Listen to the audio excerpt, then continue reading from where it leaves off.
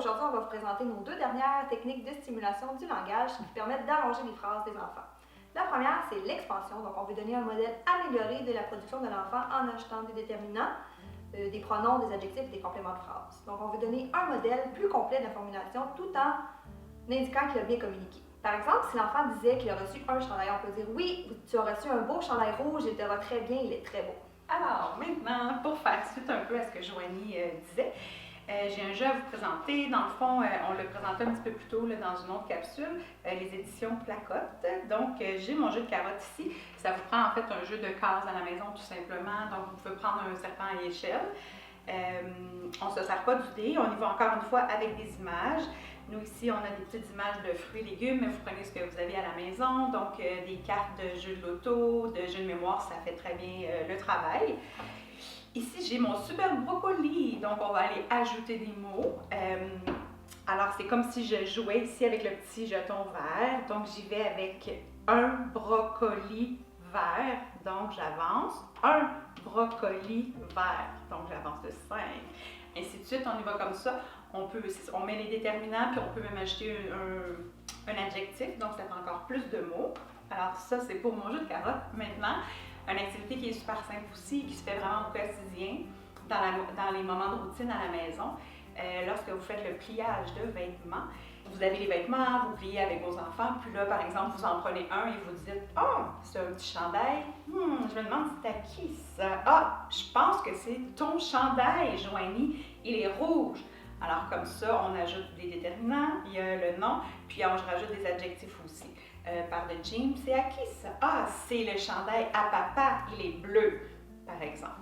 Alors voici des exemples qui sont tout simples que vous pouvez ajouter dans votre quotidien. La dernière technique qu'on va vous présenter aujourd'hui, c'est l'ajout d'informations et l'élaboration de sens. Donc, on va ajouter du contenu, on va expliciter ce qui n'est pas explicite dans le vocabulaire de l'enfant. On ajoute des références, comment il se sent, des détails, tout ce qui est caché dans le langage. Donc, en fait, ce que Joanie veut dire, plus précisément, c'est qu'on va aller l'intégrer dans des jeux. Par exemple, j'ai pris encore ici mon exemple de jeu de carottes de la compagnie Placotte qu'on a vu un petit peu plus tôt dans une autre capsule.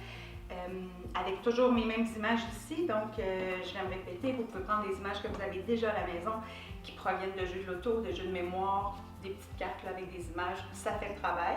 Nous ici, on avait des fruits et des légumes.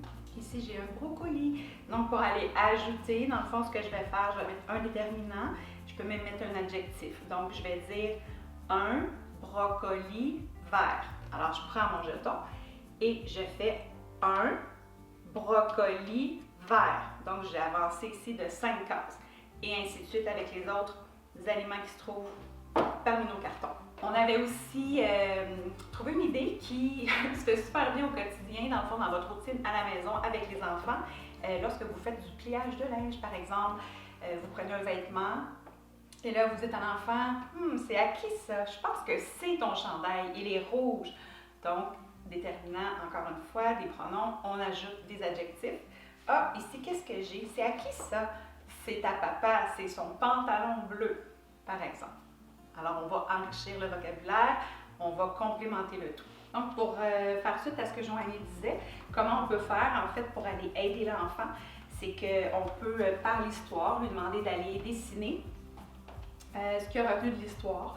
Donc, l'enfant va prendre une feuille et un crayon, va aller dessiner ce qu'il se souvient, en fait, va mettre en séquence sur le carton. Puis après ça, on va lui demander d'aller raconter, dans le fond, ce qu'il a dessiné. Nous, on va prendre ici, par exemple, l'histoire des 3 petits cochons, parce que c'est une histoire qu'on aime beaucoup utiliser en langage.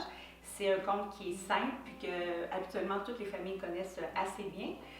Donc, l'enfant va nous raconter son histoire à lui dans ses mots. Puis là, nous, on va aller compléter, on va aller rajouter des éléments. Donc, on va dire à l'enfant, par exemple, nomme-moi ici ce que tu as dessiné. L'enfant va dire, par exemple, j'ai mis mes 3 petits cochons.